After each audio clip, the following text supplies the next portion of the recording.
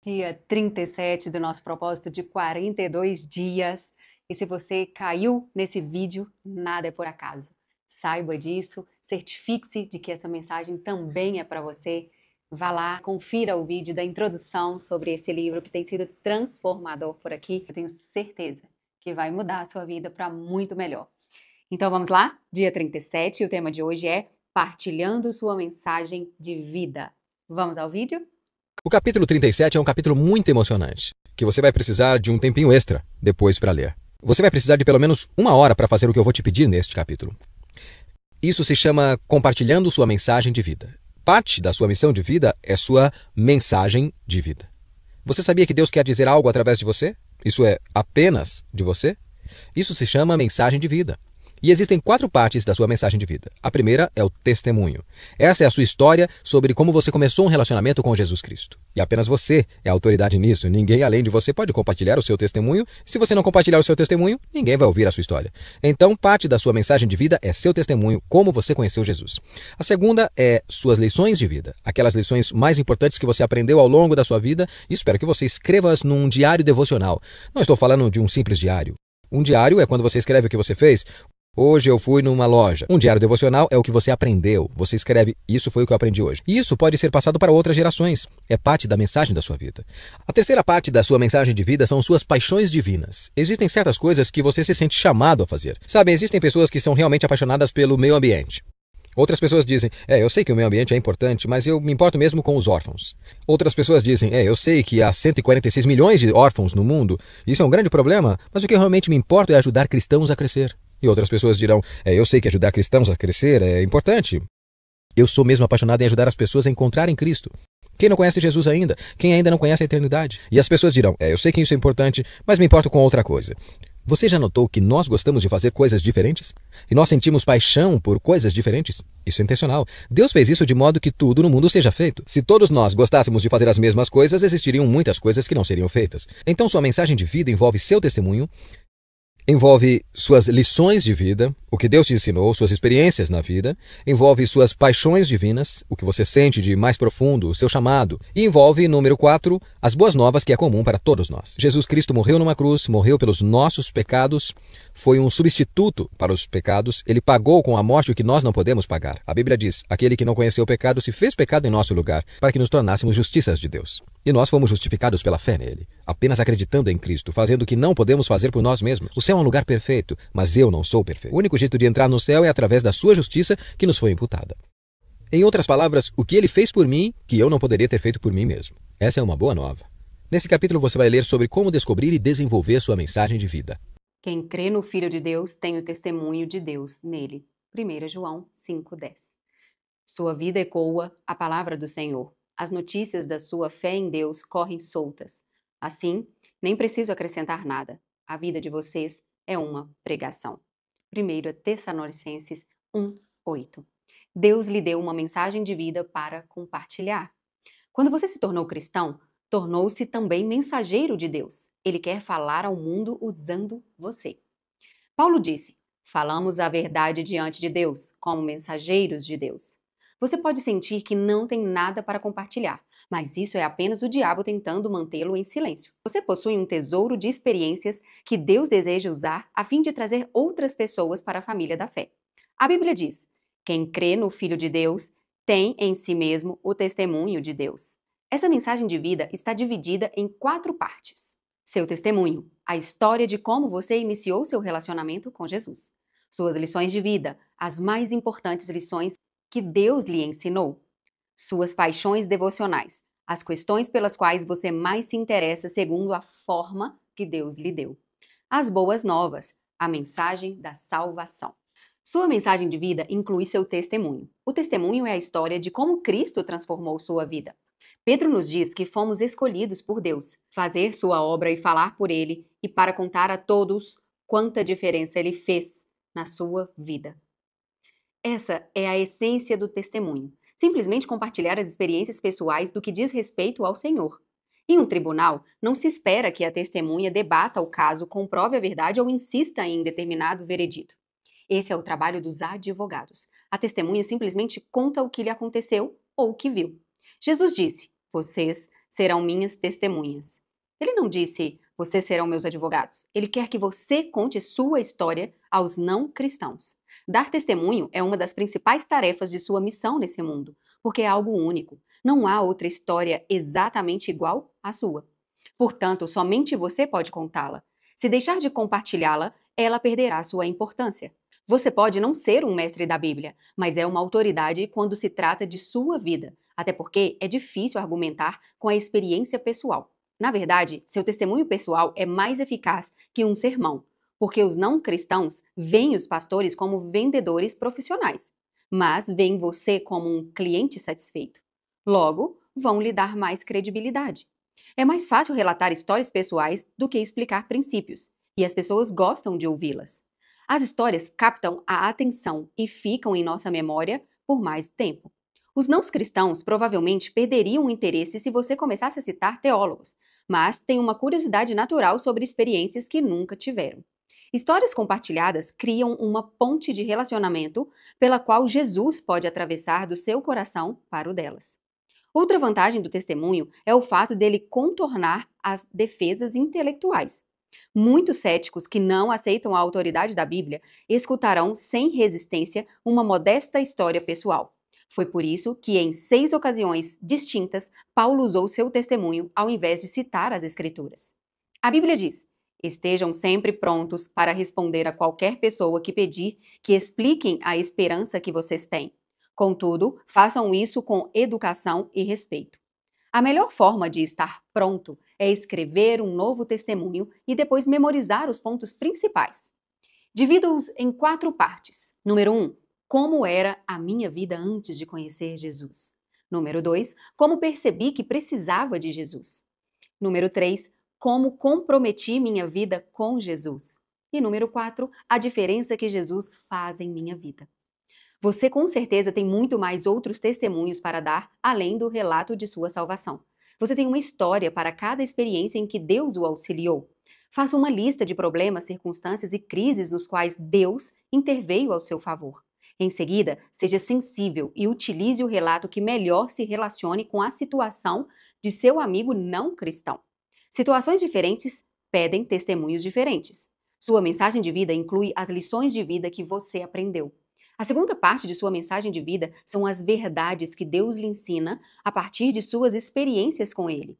Trata-se de lições e discernimentos que você continuamente aprende sobre Deus, envolvendo relacionamentos, problemas, tentações e outros aspectos de vida. Davi orou: Ó Eterno, ensina-me lições de vida para que eu possa permanecer no curso. Infelizmente, é comum não aprendermos nada com o que nos acontece. Sobre os israelitas, a Bíblia diz: em várias ocasiões Deus os resgatou, mas eles nunca aprenderam até que finalmente foram destruídos por seus pecados. Você provavelmente já conheceu pessoas assim. Embora seja sábio aprender com nossas experiências, é mais sábio aprender com as experiências dos outros. Não há tempo suficiente para aprender tudo na vida por tentativa e erro. Devemos aprender com as lições da vida dos outros também.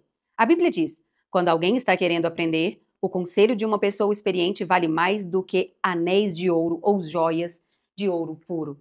Escreva as principais lições de vida que você aprendeu para que você possa compartilhá-la com os outros. Devemos ser gratos a Salomão por tê-lo feito, pois ele nos deu os livros de Provérbios e Eclesiastes, que estão repletos de lições práticas para a vida. Imagine quantas frustrações poderiam ser evitadas se aprendêssemos a extrair lições de tudo que acontece com as pessoas que nos cercam. Pessoas maduras desenvolvem um hábito de extrair lições das experiências do dia a dia. Insisto em que você faça uma lista das lições aprendidas. A menos que as tenha anotado, você provavelmente não terá o hábito de pensar sobre elas. Eis algumas perguntas para avivar sua memória e fazê-lo começar a escrever. O que Deus me ensinou com o fracasso? O que Deus me ensinou com a falta de dinheiro? O que Deus me ensinou com a dor, tristeza ou depressão? O que Deus me ensinou durante a expectativa? O que Deus me ensinou com a doença? O que Deus me ensinou com a decepção? O que aprendi com a minha família, minha igreja, meus relacionamentos, o grupo a que pertenço e os que me criticam? Sua mensagem de vida inclui compartilhar sua paixão pelas coisas de Deus. Nosso Deus é um Deus apaixonado. Ele ama apaixonadamente algumas coisas e apaixonadamente detesta outras. À medida que você se torna íntimo do Senhor, Ele o faz sentir uma paixão por algo que realmente importa para Ele, de modo que você possa ser seu porta-voz no mundo. Pode ser uma paixão por um tipo de problema, por um propósito, por um princípio ou por um grupo de pessoas. Seja o que for, você se sentirá compelido a falar a esse respeito e fazer o que estiver ao seu alcance para mudar a situação. Você não consegue deixar de falar a respeito das coisas que mais lhe despertam o interesse. Jesus disse: "Pois a boca fala do que está cheio o coração." Temos na Bíblia 2 exemplos disso. Davi, que declarou: "O grande zelo que tenho pela sua casa me consome." E Jeremias, que disse: "A tua mensagem queima como fogo em meu coração e em meus ossos. Não posso me manter em silêncio." Deus concede a algumas pessoas o ardor para defender uma causa. É quase sempre um problema que foi sentido na pele: violência, vício, esterilidade, depressão, doença ou outra dificuldade. Às vezes, ele faz as pessoas sentirem um impulso para falar em nome de grupos que não podem falar por si mesmos. Os que ainda não nasceram, os perseguidos, os pobres, os encarcerados, os maltratados, os desfavorecidos e os que não tiveram direito à justiça. A Bíblia está cheia de orientações para defendermos os indefesos. Deus usa pessoas apaixonadas para promover o reino. Ele poderá fazê-lo apaixonar-se pelo trabalho de implantar igrejas, favorecer famílias, financiar traduções da Bíblia e treinar líderes cristãos. Você pode ter recebido de Deus a paixão por alcançar determinado grupo de pessoas com o Evangelho. Um homem de negócios, adolescentes, estudantes estrangeiros, jovens, mães ou aqueles que praticam determinado esporte ou lazer. Se você pedir a Deus, Ele fará seu coração arder por algum país ou por algum grupo ético específico que precise desesperadamente de um vigoroso testemunho cristão. Deus nos concede diferentes paixões, a fim de que se concretize tudo o que Ele quer que seja feito. Você não deve esperar que alguém se entusiasme por sua paixão. Ao invés disso, devemos ouvir e valorizar as mensagens de vida uns dos outros, porque ninguém tem tudo para dizer. Jamais menospreze a paixão que Deus concede a outra pessoa. A Bíblia diz: "É bom sempre ser zeloso pelo bem, e não apenas quando estou presente." Sua mensagem de vida inclui as boas novas. E o que são as boas novas? As boas novas revelam como Deus justificou a humanidade. Isso tem seu início e o seu fim mediante a fé. Deus estava em Cristo reconciliando o mundo consigo mesmo, não levando mais em consideração o pecado das pessoas contra ele. Essa é a maravilhosa mensagem que ele nos deu para anunciar aos outros. As boas novas consistem nisso. Quando confiamos na graça de Deus para nos salvar pelo que foi realizado por Jesus, nossos pecados são perdoados. Passamos a ter um propósito para viver e nos é prometido um futuro lar no céu. Existem centenas de ótimos livros que ensinam a pregar as boas novas, mas nem todo o treinamento do mundo vai motivá-lo a testemunhar de Cristo enquanto você não tiver assimilado as 8 convicções expressas no capítulo anterior. O mais importante é que você aprenda a amar os perdidos tal como Deus os ama. Deus nunca criou uma pessoa por quem não sentisse amor. Todos são importantes para Ele. Quando Jesus estendeu os braços na cruz, Ele estava dizendo: "Eis o tanto que os amo." A Bíblia diz: "Pois o amor de Cristo nos constrange, porque estamos convencidos de que um morreu por todos." Sempre que você se sentir apático sobre sua missão no mundo, passe algum tempo pensando no que Jesus fez por você na cruz. Você deve se preocupar com os que ainda não creem, porque Deus se preocupa. O amor não lhe dá outra escolha. A Bíblia diz: "No amor não há medo. O amor que é totalmente verdadeiro afasta o medo." Um pai se lançaria para dentro de um prédio em chamas a fim de salvar o seu filho, porque o amor por aquele filho é maior que o medo. Se você tem medo de compartilhar o Evangelho de Deus com aqueles que estão ao seu redor, peça a Deus que enche o seu coração de amor por essas pessoas. A Bíblia diz: "Deus não quer que ninguém se perca, mas que todas as pessoas mudem seu coração e sua vida." Sempre que encontrar alguém que não conhece Jesus, você precisa começar a orar por ele, servindo-lhe em amor e compartilhando as boas novas. Enquanto existir uma única pessoa em sua comunidade que não faça parte da família de Deus, sua igreja precisa insistir em buscá-lo. A igreja que não quer crescer está dizendo ao mundo: "Vocês podem ir para o inferno." O que você está disposto a fazer para que as pessoas que você conhece possam ir para o céu? Convide-as para ir à igreja ou para participar de seu grupo. Conte sua história, presenteie-as com esse livro, leve-as para um jantar, ore por elas diariamente até que sejam salvas. Seu campo missionário está ao seu redor. Não perca as oportunidades que Deus está lhe dando. A Bíblia diz: aproveitem o máximo as suas oportunidades para contar o Evangelho aos de fora. Sejam sábios em todos os seus contatos com eles. Alguém irá para o céu por sua causa? Será que alguém no céu poderá lhe dizer: eu gostaria de lhe agradecer, estou aqui porque você se importou o suficiente para me falar do Evangelho? Imagine a alegria de encontrar no céu pessoas que você ajudou a chegar lá. A salvação eterna de uma única alma é mais importante que tudo o mais que você possa conseguir na vida. Somente as pessoas vão viver para sempre. Nesse livro, aprendemos os 5 propósitos de Deus para a nossa vida aqui. Ele nos fez para que fôssemos membros de sua família, exemplos de seu caráter, exaltadores de sua glória, ministros de sua graça e mensageiros do Evangelho. Desses 5 propósitos, o 5º pode ser realizado somente nesse mundo.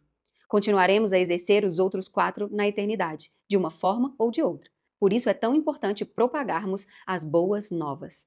Temos um tempo curto para compartilhar nossa mensagem de vida e cumprir nossa missão.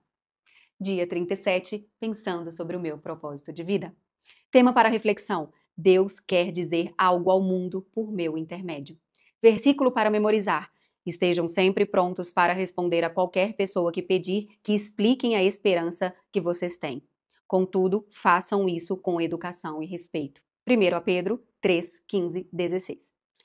Pergunta para meditar: olhando para minha história pessoal, com quem Deus gostaria que eu a compartilhasse? Medite sobre sua resposta, anote e te vejo no próximo vídeo.